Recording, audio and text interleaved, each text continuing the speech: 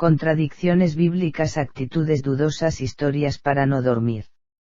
El aura de santidad, el escudo defensivo que dota a la Biblia de una autoridad inapelable, se sostiene solo mientras las personas no se tomen la molestia de examinar con un poco más de criterio su contenido. Esto, por supuesto, es lo que ha acontecido durante la mayor parte de la historia cristiana. En la historia medieval, muy pocas personas aparte del clero podían leer.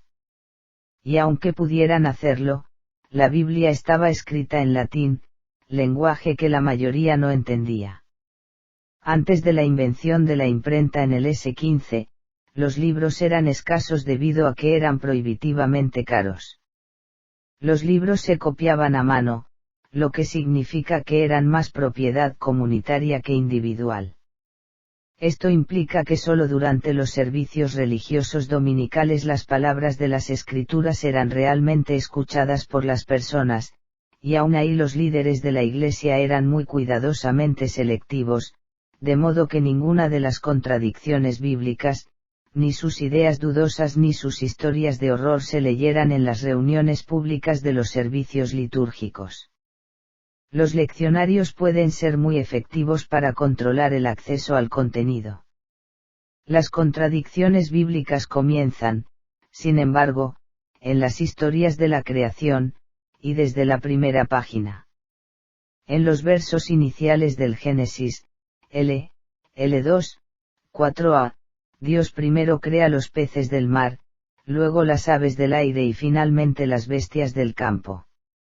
Por último, como logro mayor de su divina creatividad, Dios hace al hombre y a la mujer. Los crea juntos y simultáneamente, dice esta historia, y ambos a imagen de Dios.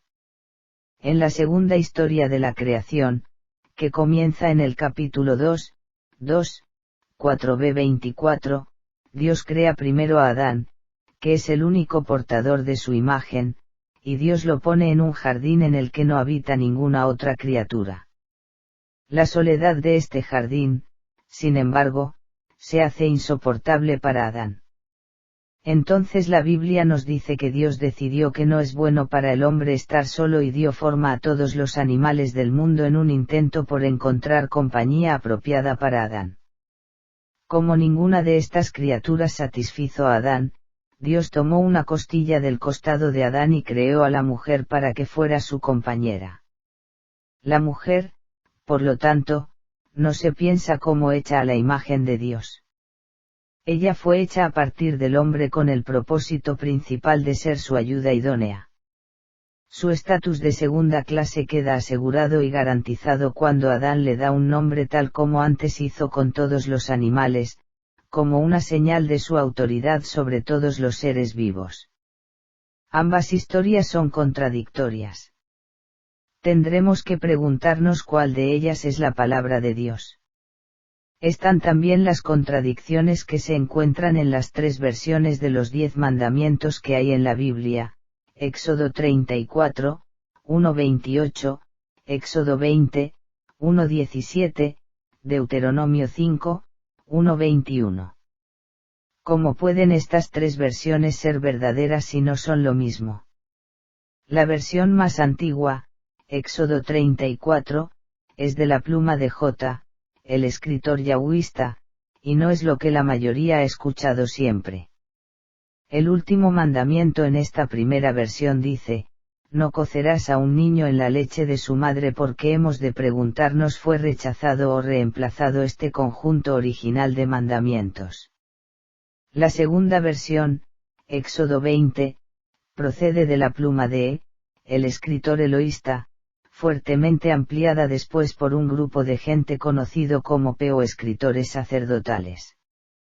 ¿Acaso estos escritores, que añadieron tanto al cuerpo de las escrituras judías, lo hicieron porque consideraron la versión original tan penosamente inadecuada como para requerir adiciones y ediciones mayores? ¿Acaso uno altera o modifica lo que considera palabra de Dios? La tercera versión, Deuteronomio 5, procedente de escritores deuteronomistas, se compuso entre el escrito original de Éxodo 20 y la expansión hecha a ese mismo texto unos 400 años después. Por ejemplo, la versión del Deuteronomio no ofrecía, como razón para la observancia del Sabbat, el hecho de que Dios hubiera descansado en el Sabbat, porque la historia del séptimo día de la creación aún no se había escrito.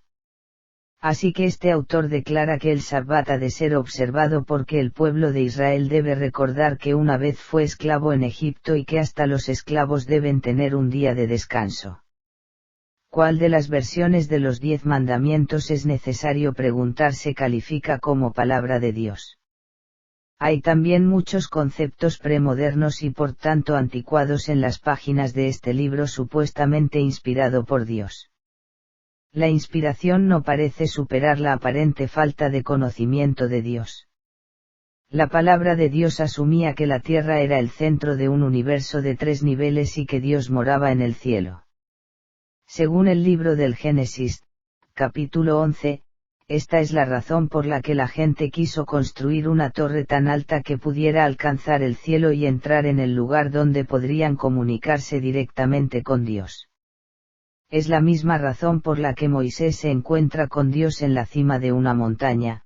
Un lugar alto como una montaña era el lugar más cercano a Dios al que podía acceder el hombre.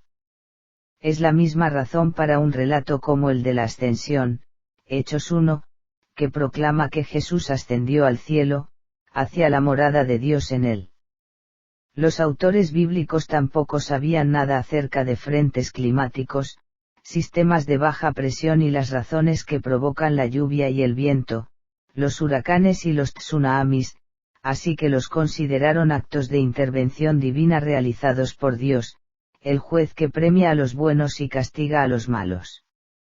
Al desconocer por completo los gérmenes y los virus, los tumores o las oclusiones coronarias, estos escritores asumieron que dichas enfermedades eran enviadas como castigo divino por el pecado, y por lo tanto el modo de tratarlas era con oraciones y sacrificios. Es difícil aceptar estas narraciones como palabra de Dios ahora que los presupuestos sobre los que se apoyan estas historias ya no son válidos en nuestro tiempo. Porque podemos preguntarnos, ¿estaba Dios tan mal informado cuando se escribió la Biblia, si este libro es la palabra de Dios? La parte de la revelación más difícil de aceptar y que por eso desafía a la creencia, está en textos que, a la luz de la sensibilidad moderna, son brutales, erróneos, insensibles e incluso inmorales. La Biblia, por ejemplo, exige la pena capital para el niño que porfiadamente responde rebelde a sus padres, también la exige por adorar a un Dios falso, por ser homosexual, por cometer adulterio y hasta por tener actividad sexual con la suegra. ¿Podría alguien hoy en día considerar a estas leyes como normas morales? Luego está la extraña historia, en el libro de Jueces, de la concubina a la que primero violan un grupo de hombres y luego la arrojan en la entrada de la casa de su señor, agonizando pero aún viva. Su amo procede entonces a descuartizarla en 12 partes, enviando una a cada una de las 12 tribus de Israel como una llamada a la guerra, Jueces 19.